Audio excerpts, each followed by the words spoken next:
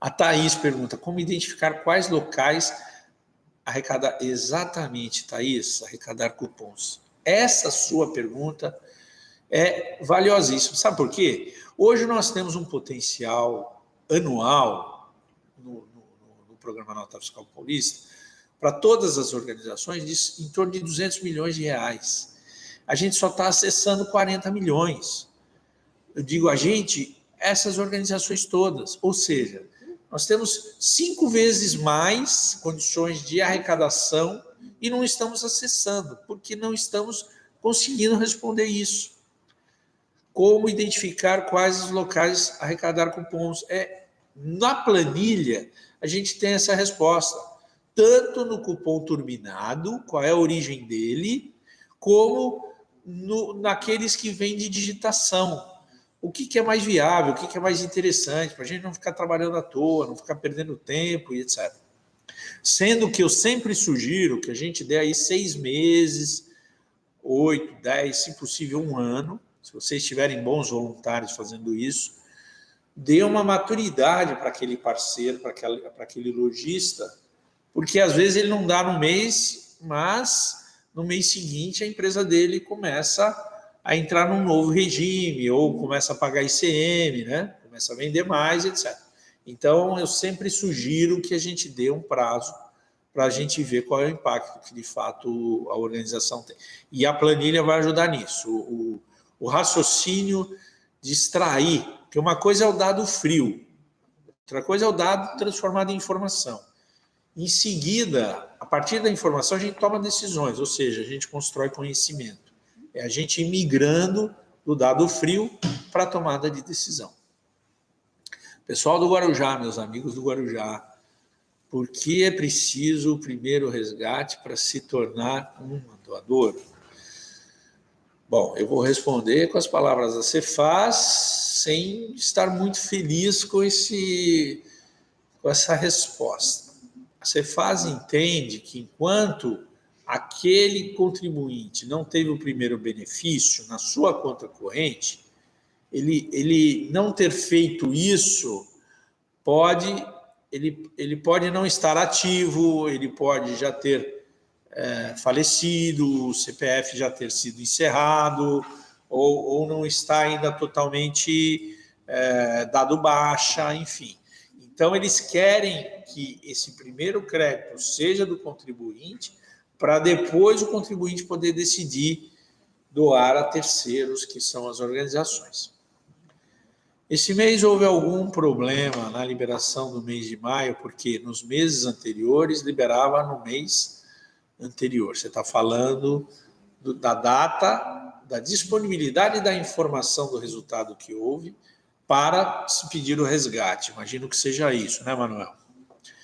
Manuel, há mês que atrasa um pouco, há mês que eles conseguem divulgar ainda antes da virada, né? Por exemplo, nós já entramos em setembro e maio, pela rotina, deveria ter sido divulgado até o final de agosto. Né?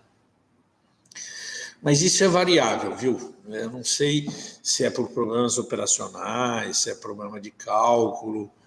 E, sinceramente, eu não sei precisar a vocês por que há essa diferença, tá? O Nakazone, que é o nosso guru, sabe tudo mesmo. Creio que o ideal é 1 ano, ele está sugerindo, acompanhando mês a mês. Eu concordo, Nakazone, eu também acho. Lembrando que muitos ainda podem impactar a gente na questão do sorteio, né? Mesmo que ele dê um retorno baixo, tem casos que ele dá retorno baixo, mas nos apoia nos sorteios. Débora Santos. No mês de abril, entre notas doadas e cadastradas, tivemos mais de 60 mil notas, que estão visíveis no próprio site da Nota Fiscal. Porém, só calcularam os créditos de 15 mil notas. Aconteceu com mais alguém?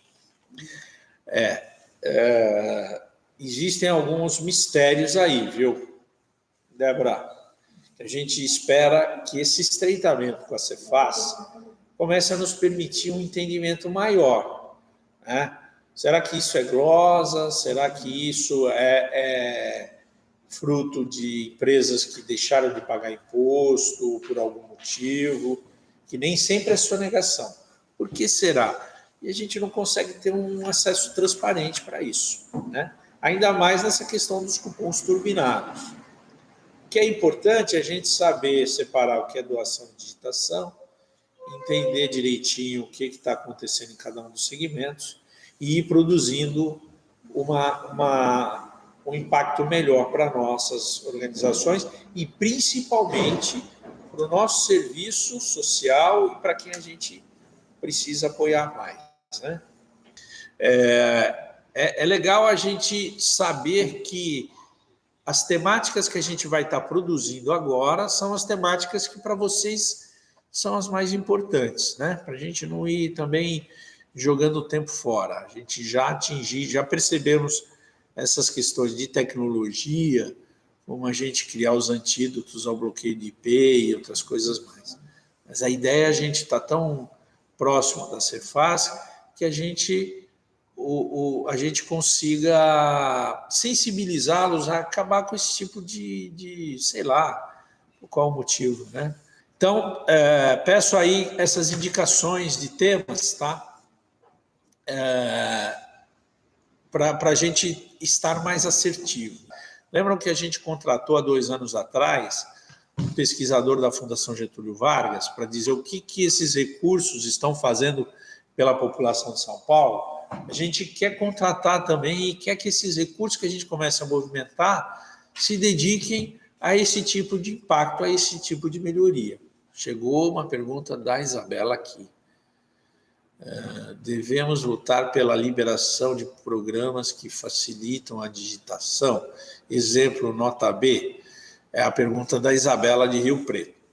Isabela, existem 2 correntes de pensamento, né, entre nós. Existe uma turma que acha que esses softwares prejudicam porque criam uma certa resistência na Cefaz, uma antipatia na Cefaz, e existe um grupo que acha que esse tipo de recurso é válido e necessário pela instabilidade, pela fragilidade do site da Cefaz, né? Eu sou um defensor de que o mundo todo está se modernizando e usando todo tipo de tecnologia, né? E é muito estranho que o governo queira que a gente vá para uma atividade mais manual, né? Então, só que o governo também não deixa de ter razão, as razões dele, que ele diz que eles dizem, né? Ele sofre alguns ataques que com certeza não é desses grupos, porque eu conheço esse pessoal do nosso TAB, eu na verdade tenho eles na CMD já há muitos anos e não tenho nenhum interesse comercial. A gente faz como um mensalista deles. Eu até pedi na época que eles dessem um desconto geral para as organizações, mas o desconto, confesso a vocês que eu fiquei meio decepcionado. Depois eu vou puxar a orelha lá do Márcio, do pessoal lá. Eles tinham que dar um desconto muito melhor para o McAfee, né? Porque se não fosse o McAfee, já tinha tudo ido embora, não tinha mais nada, né, meu? Mas aí eles deram um descontinho, mas enfim, um pessoal tecnicamente muito preparado. E eu defendo que as organizações do terceiro setor realmente tenham que ter esses usos de tecnologia, seja o leitor de código de barra, seja... E o nosso voluntário, o que ele gasta um dia para fazer, ele faz em 1 hora, e as outras horas de voluntariado dele, ele possa dedicar à nossa causa, né? Então, se a gente está aí em atividades ligadas à criança, adolescente, à pessoa idosa, defesa animal, esse voluntariado, ele não precisa ficar preso num CAPTCHA, num boicote ali para ter uma lentidão forçada. Veja, o que o governo hoje está forçando na gente é uma lentidão para disciplinar, entre aspas, a doação. É muito estranho isso. Mas, enfim, acho que é honesto a gente falar que existem essas 2 correntes. Quem seja a favor e quem seja contra o uso desses recursos. Eu, particularmente, acho que a tecnologia veio para ficar, cada vez mais ela vai ser usada. Isso ajuda a gente a ganhar tempo, a equacionar recursos e aumentar o nosso impacto e, principalmente, fazer com que o nosso voluntário não seja ali feito de bobo na digitação. Desculpa, pessoal. Sabe me dizer se em algum momento poderá ser divulgado os dados de quem doa automaticamente? Temos alguns doadores que precisam renovar seus cadastros, mas não temos contato deles, pois é. E, realmente. E assim, gente, sem querer gerar preocupações precipitadas, vocês sabem que a lei de acesso à informação vai mudar esse relacionamento dos bancos de dados, né?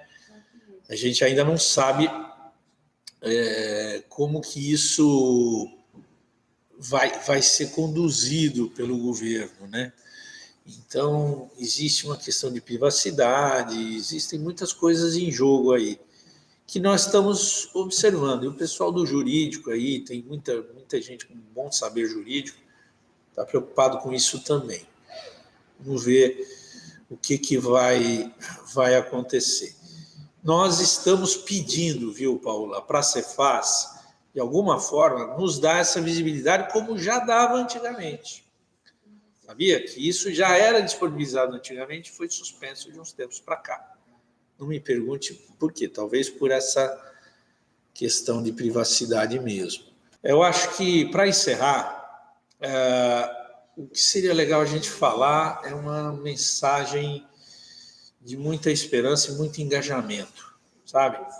Acima de tudo, além dessa frieza das coisas, eu queria lembrar, quando bate aquele desânimo da gente, aquela coisa... Lembra daqueles momentos mais difíceis, quando suspenderam tudo, e quando deram o calote na gente, de meses, lembra daquele calote, de meses que fica... Olha que eu sou um bom cobrador, mas cobrar 50 milhões de reais, eu nunca tinha passado por essa. E olha, nós fomos atrás, tinha gente, não, esquece, perdeu esse dinheiro. Eu falei, não, negativo, nós vamos atrás e eles vão pagar tintim por tintim. Quando bateu o desânimo, lembra dessa história nossa juntos? Tinha gente querendo ir, né, bater de frente, nós fomos duros em muitas audiências, mas sempre sem perder a razão, com bons argumentos. E eu queria dar uma palavra que eu costumo de vez em quando publicar no nosso grupo, que é a palavra de Clarice Lispector.